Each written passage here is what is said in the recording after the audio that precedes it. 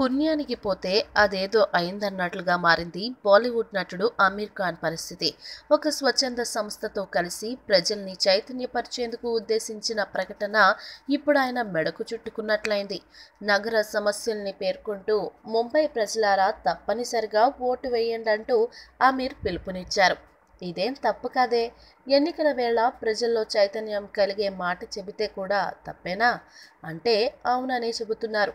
ఎందుకంటే సదరు ప్రకటన జారీ చేసిన స్వచ్ఛంద సంస్థ మహారాష్ట్ర ముఖ్యమంత్రి దేవేంద్ర ఫడ్నవీస్కు తెలిసిన వారిది కావడమే కారణం.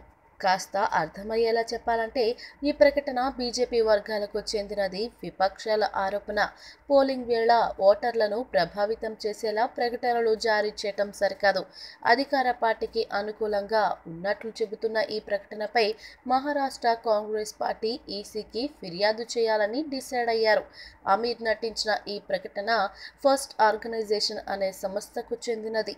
ఇది మహారాష్ట్రకు తెలిసిన వారిదని కాంగ్రెస్ పార్టీ నేతలు చెబుతున్నారు. ఎన్నికల కమిషన్ నిబంధనల ప్రకారం ఆంక్షలు ఉన్న వేళలో విడుదలైన ఈ ప్రకటన ఎన్నికల కమిషన్ నియమాలను ఉల్లంఘించేలా ఉందన్న మాట వినిపిస్తుంది.